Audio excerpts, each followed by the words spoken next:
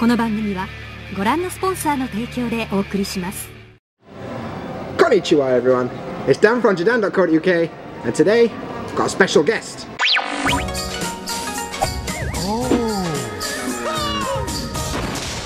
Cool, so cheers for finding my video, and today I'm joined by Rob. Rob is better known as the real Japan, and we're hanging out in Akashi today. We've had a nice little walk around Akashi Park. What did you think? That was terrific, yeah, great tip. Definitely going to go back there. Yeah, nice. Great views over the city from the castle. Yeah, beautiful. A bit cold. Very cold actually, yeah, freezing. So we've come inside to have a bit of a chat. So Rob, like I said, real Japan, as you're better known. Indeed, yeah. What's the deal? It's therealjapan.com. It's a website and YouTube and Twitter, Facebook, Pinterest, social media. Yeah, absolutely. Yeah, absolutely. Yeah, the idea with it is really to give people a feel for what I call the real Japan, which is kind of Japan beyond the cliches. Yeah. So there's not much about Tokyo and the big cities. It's more smaller places, the off the beaten track type stuff. Akashi. Akashi, yeah. Akashi is a good candidate actually. I need to generate some more Akashi content. But yeah, no, it's just it's sort of a hobby started a couple of years ago, and it's kind of burgeoning into hopefully a full-time business. Yeah, well that's great. I mean, like, there's plenty of people out here doing that kind of thing, but you seem to do it in like an interesting way. Like, I think we first met in person, what, December last year? Yep. Thanks to Kev. Yep. From Just Japan Podcasts. And like, there's plenty of people doing this kind of stuff, but it's really interesting to meet somebody else doing this. I mean, like, I'm from the YouTube side of things. I first encountered you on like Twitter and like the blog and stuff. He runs a really good blog, by the way. Lots of great articles you should check out. So, but your situation is a little different to mine. Like, I've done a few interviews with like gaijins before about how you came to Japan and what's the situation, but you're in a different boat to most people I interview. So like, what's the deal? Like, how do you spend your time here? What do you do? Well, I first came to Japan in 2000, and then it was the usual bit where, you know, a couple of weeks, a couple of times a year, hopefully. That was the aim. We used to do that, and I got a couple of days expenses on business for the company I was working at the time, so that got me some travel to Tokyo. Actually, I didn't go back to Tokyo for 10 years. So I was kind of interested in sort of just exploring a bit, but the idea was really it started off just doing the usual holiday bit once or twice a year. But recently what I decided to do was to spend more time here, hopefully. You know, I've been working sort of the corporate life for a bit, so done plenty of time there.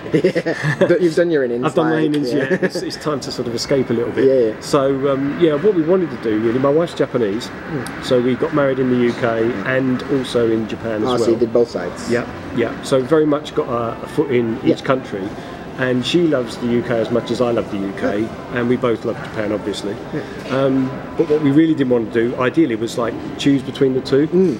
So what we've the game plan we're building is to spend our time 50-50, really. That's kind of cool. That's in Japan and then in the UK as well. So like 6 months a year here, 6 months a year. Yeah, roughly. Yeah, give or take. But that's kind of a unique situation, and it's kind of, I'm sure many people are kind of jealous of that, to be able to go back and forth. Like, it's easier said than done, I think. I was going to say, the next thing I was going to say is I bet it presents some challenges, right? Like, yeah. I mean, at the moment, for example, we've got a cat back home in England, and we've got friends who are house sitting for us while we're away. So there's logistical things you have to think about, and obviously you've got to pay for stuff and all that sort of thing. But no, it's a big game plan, but I think we can do it, and we're starting to do it, so it's starting to happen. It's already happening. Like, so that's cool. It's in transit, like, so. Yeah, I mean, that's a pretty interesting situation. I mean, like you said, your wife's Japanese. I mean, I've met your wife before. She's a lovely woman. But we were talking earlier about the learning Japanese kind of thing. Like, you said to me, like, you used to speak a lot, and then you kind of don't so much anymore. But the question is like, do you think it's that important for like foreigners who are going to come here? It depends what your view of important is. I think it's not essential, but it's easier when you've got a partner who speaks Japanese fluently. So that's a bit of a cheat. Yeah, I guess. But to be fair, I mean, I do a lot of solo travelling as well here, and you can get by with a few sort of survival type phrases. And I would definitely say to people, you know, learn some survival phrases. I mean, I'm a big traveller. My wife and I are both big travellers. back in the day, before the internet and stuff, we always used to buy the small Berlitz like guides. the phrase exactly. books, right? So I've still got a small library at home of all those, like Croatia and Hungary. You never use them again. But you keep them just in case. Exactly. Yeah. But I like books and the quick reference sort of nature of them. But but no, I think if you can learn some Japanese, it's absolutely cool, and you'll definitely get a better feel for the place. You'll get under the skin a bit more. But I've managed to survive on some basically survival phrases, and does it hinder me? It probably does from time to time, to be honest. But a lot of the time, it's not terribly. And I also think there's actually some advantages to kind of not knowing what you're saying. I was going to bring this up, like, for sure. Like what people commonly refer to as like the gaijin pass. Like, oh, I don't speak Japanese, I don't know what I'm doing wrong. Like, there's definitely an element of that. I mean, I completely agree with what you're saying. Like, it's not essential, especially if you're going to like the big cities. Like, there's enough people there that will help you out. If you're going off the beaten track, like you said, it's maybe you need a little. But yeah, I mean, a lot of people stress about it. They're going to come on holiday for 2 weeks. Like, you don't need to take a Japanese course for 2 weeks. You know what I mean? Yeah, that's true. There's a lot of people who think that. And the other thing is, I know it sounds kind of cliche, but it's true.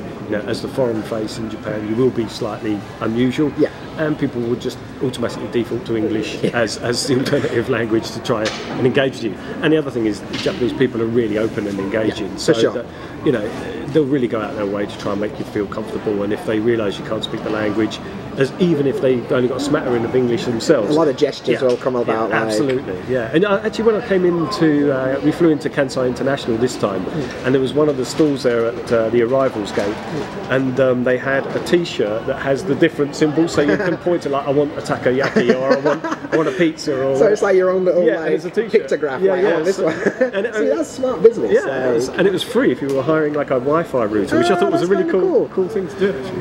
Yeah, that's smart. Like, Japan's pretty good for this kind of thinking outside the box sometimes. Yeah, they're very accommodating for that, for foreigners. Yeah, that's really cool. Okay, so another thing I want to ask, like, you tell me you travel a lot, you do a lot of like blog posts and like the Twitter and the Pinterest and stuff related to traveling. That's your niche, right? So what is the most like interesting experience you've had while you've been in Japan in terms of like cool place you've been, or like best experience so far? There's a load of places I love. I mean, the first couple of times I came out here, we went up to Hokkaido, Northern Ireland, and for those who don't know, it's kind of separate from Japan, and it's just below Russia. It's not far from Siberia, actually.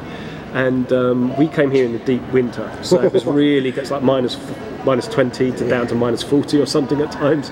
But it was cool in both senses of the word. In every sense. So we did a kind of, because it was a bit of a splurge trip, it was one of our first trips.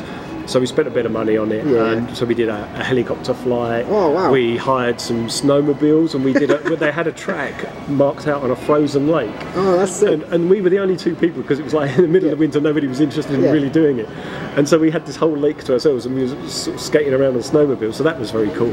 And the other thing that we did, which I really enjoyed, and I recommend, and it's in I've got a guide which is for subscribers, which is a free guide, and this is in there, which is one of the trips I would recommend. Is you can catch an icebreaker ship that goes out into the ice floes. I've heard about this. Yeah, it's really cool, and it really goes top north of Hokkaido. So it's between I forget what the strait is. It's between Hokkaido and Siberia, and you can go out, and it's literally an icebreaker. You go there in the winter, and there's some fantastic views across the ice, and there's foxes and birds and stuff living on the ice. It's amazing. That's a really cool. That's cool kind of one of the experiences that, like, like a bucket list experience or something, right? And although I tend to do, my wife and I, when we travel, we tend to do things independently. That's one where it frankly is a lot easier, and it's right to just book a tour, and they'll get you a day trip. And not only do they take you out on the icebreaker ship, they'll take you to like some really good points of view over the mountains and stuff. So sometimes with stuff like that, if it's going to be like a one-off, you kind of need somebody who knows what's up. Like, you don't want to waste your time doing that. Like. And to be honest, you can't better it. I mean, there's only like a couple of ships that go out in the ice floes anyway, so you're going to have to book one of those. So you might as well do a package around it. Yeah, for sure. It's just easier. That's good. And you mentioned there you've got a guide for people who are wanting to do, like, to come to Japan for whatever reason. Sign up to your mailing list. Just subscribe to the website. I do a weekly mailing list, email rather. But yeah, one of the things you get once you sign up is a guide to, it says 5 amazing adventures in the real Japan. So there's one on each of the major islands, so cycling in Shikoku, diving off at Okinawa in the south. the icebreaker ship in Hokkaido, and also Sado Island, which I love, which is one of the smaller islands.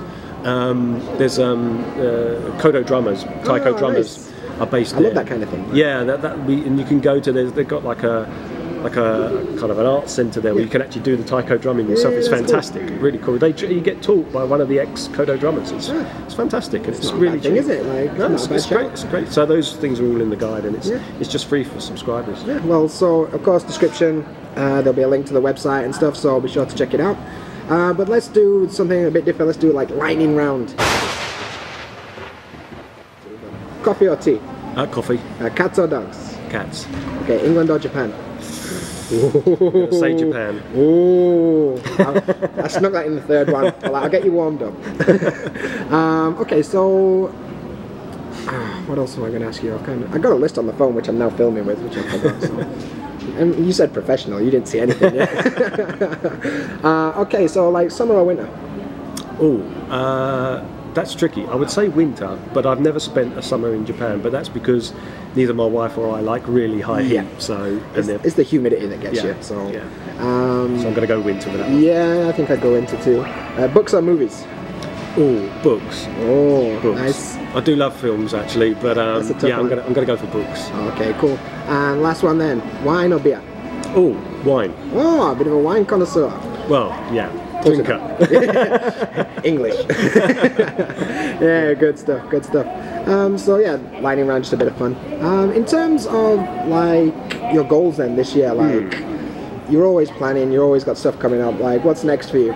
Well, we're here for 3 months at the moment. We're mid-trip as we film this, so it's February. We're going to be here for another month, go back to the UK at the beginning of March. Oh, nice. Spend the summer in the UK where it's reasonable and temperate and not too humid.